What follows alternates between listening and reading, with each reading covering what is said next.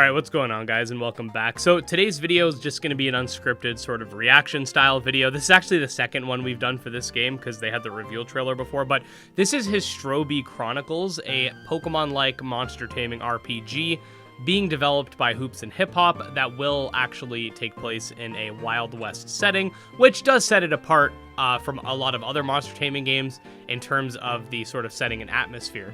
I'm going to be sort of showcasing the teaser trailer portion of his video where he sort of has a teaser trailer and then a devlog. If you want to check out the full devlog, I will leave the video linked below. I'm not going to sit through the entire 14 minutes and react to things that probably don't need reacting.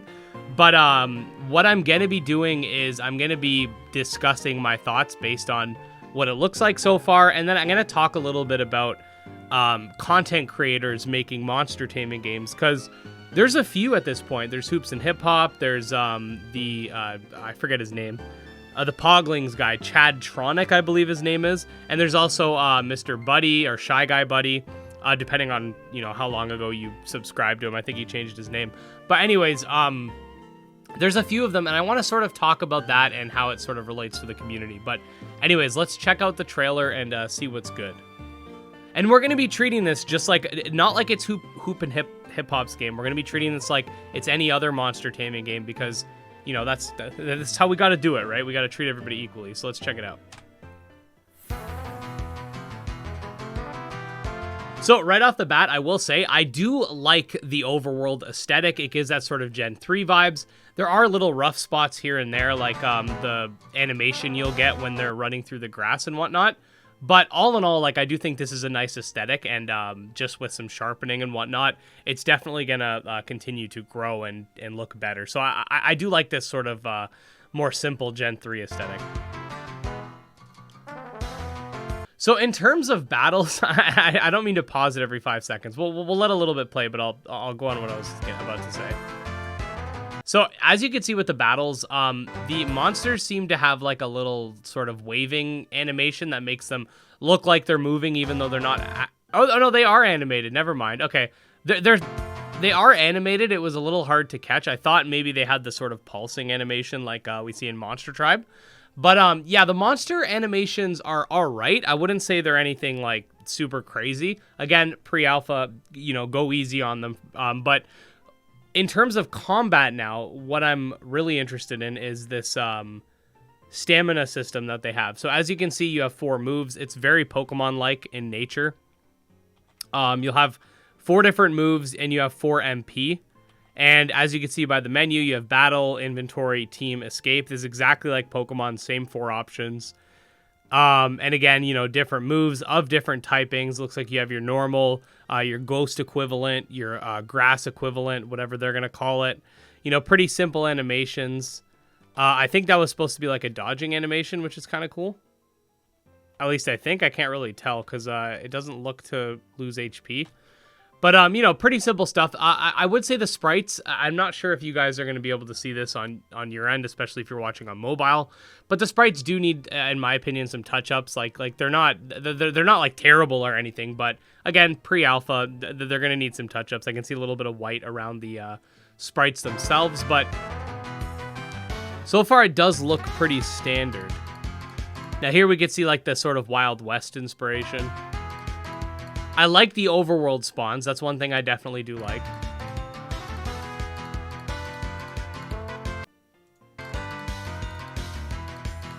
I don't like that these guys are in the water.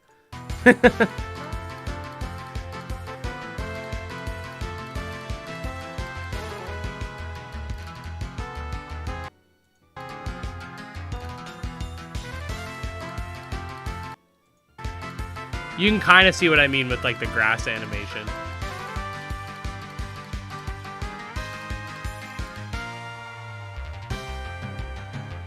Hey there. But yeah, that's pretty much it for the teaser. Again, I don't want to sit through his entire video because it's not going to give you a good reason to actually go watch his video, which I want you to do, so definitely go click it linked below. But so there's a couple things here. So in terms of aesthetic and stuff like that, like I think the aesthetic looks nice. I do think that there could be touch-ups here and there, but that's nothing that's not expected from a, early access type game. It makes sense. In terms of combat, this is where I do want to sort of talk a little bit. So it looks like combat will be very Pokemon-like in nature, which obviously is expected when it comes to a Pokemon-like game. You have games like Coromon, Nexomon, Temtem, you know, I can name a ton of games that you probably never heard of that are Pokemon-like Galaxmon, Entodrive, etc. And this is a pretty common thing we see, is that they have a stamina system. So I'm not entirely sure if their stamina system is going to be a little bit different, and I'll show you what I mean. I'm going to turn the volume off while I talk, but when we see the actual stamina right here, you can see that they have 4 out of 4 MP. Now, I'm not sure if that is how much MP you can use per turn, or if that's just your max MP, because I can't imagine the game would only let you use Chomp twice, right? Like, I guess there could be, like, MP recovery, but I'm wondering if it's actually a situation where, you know, you have 4 moves, and each of them use a different amount of MP. Maybe Leaf Force uses 4, Chomp uses 2, but, you know, and Chomp's weaker, but you can use it twice in a turn. I'm not sure if that's the route they're going, or if they're just going to go more standard Pokemon-like, but what I will say is, in terms of Pokemon-like games, it really is important to differentiate yourself, because obviously, okay, Wild West, that's a cool setting inspiration, and honestly, like, with how hyped up Pokemon-like games get, that might be enough. But I think, at least in the monster taming genre, we have so many, like, unique titles. Cassette Beast is a great example of that. That a lot of Pokemon-like games, which, again, there are tons you guys have probably never heard of. You could, you know, check out my video library for more. But it's really important to set yourself apart, whether that be, you know, Nexomon's, like, really, you know, awesome story, or, you know, Coromon's amazing pixel art, or, and you know, going to non-Pokemon likes, you have, like, Monster Sanctuary's really cool combat system, you know, everything about Cassette Beast sets itself apart, etc. So I am hoping that the game does have something to set it apart, because at the end of the day, like, each game has to have a unique experience. Otherwise, you're going to get a lot of people that are just like, well, I might as well just play a Pokemon fan game, because that's a common sentiment we see with Pokemon-like games, and unfortunately, that's the attitude of Pokemon fans. Now, I'm sure Hoops, you know, knows his audience a lot better than I do, but just from what I've experienced with the Pokemon fandom, there are a couple of camps, and one of these camps is like, I'll play a game that's entirely made of Fakemon because it's in the Pokemon world, but I won't actually play a Pokemon-like game because it's not quote-unquote Pokemon. And that's something that we've been dealing with. I've made videos in the past. I think Sacred reacted to one of them, where I was saying, like, you know, Pokemon fans need to try other monster taming games. And a common thing is, a lot of people say, well, they play just like Pokemon, but not as good. Like, some people say that, for example, you know, Nexomon's combat's not as complex as Pokemon's. Coromon's combat's not as complex as Pokemon's. Temtem's too grindy. Like, a lot of people will have their... I'm not saying they're right, by the way. I'm not saying, like, you know, modern Pokemon's better than those games or anything, but that's the sentiment of Pokemon fans. So I definitely want this game to have something to differentiate itself, because at the end of the day, just being a content creator isn't going to be enough to make the game sell well, which I want it to sell well. I want, you know, lots of monster taming games to sell well. It's going to be a lot about how the game actually plays and stuff like that. Now, in terms of content creators that make Pokemon-like or just monster taming games in general, we have a few at this point. We have Chadtronic, who's making Poglings. We have Mr. Buddy, or Shy Guy Buddy. I can't remember. He changed his name. I can't remember which one it is now.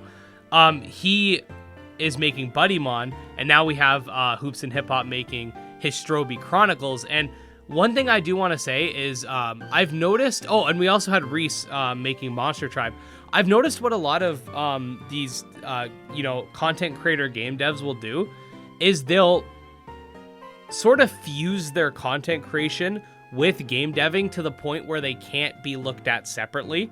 And I personally think that's a mistake, because there are going to be large portions of the potential sales that don't care for your content. And like, that sounds blunt, and I'm not trying to be rude when I say that, But a lot of game devs will do this, and for a lot of people, they just want those Twitter updates, or they just want like that small clip, like we see with a lot of developers with my Monster Tamer news segment. They just want like, this is a new trailer. I don't care about everything else.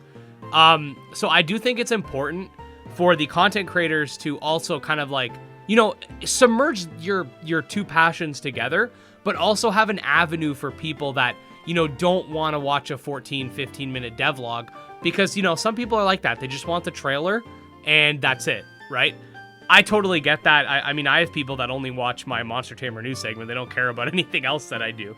But I think that's a big one. And I also think that a lot of these content creators, because they're content creators, they don't really want to, like, socialize very much with other content creators when it comes to, like, promoting their game and stuff. Because they figure, well, I have a decent size audience, but at the end of the day, like, networking in the genre is really important, because there are a lot of fans of monster taming games that are specifically fans of monster taming games that you could find like in my audience or in the Discord or whatever. And a lot of, Poketubers especially will only try to market to their audience, which I think is a mistake, because there's a lot of Pokemon fans that don't have open minds, whereas like, there are a lot of, Shin Megami Tensei fans that might be interested in a game like this, even though it's more on the Pokemon-like side, or fans of, like, Cassette Beasts, or fans of Monster Sanctuary. Like, I do think that there is a need to, sort of expand a little more in that regard, and sort of just, like, work with the other, even, like, working with the other game devs that are also, Poketubers. Like, I'd love to see, Mr. Buddy and, Hoops kind of like shoot ideas back and forth and stuff like that. So I definitely think that this is going to be another interesting project. I think that with it being a Pokemon-like game, it's going to need something to differentiate itself. But again, I do like the Wild West theme. That's something we haven't seen. And I do like the aesthetic. I think the aesthetic is nice. I think some of the sprites need work, but the monsters seem cute so far, which is a very important aspect. You want good-looking monsters for your game. And I, again, like the overworld pixel art, so, I'm pretty excited in general.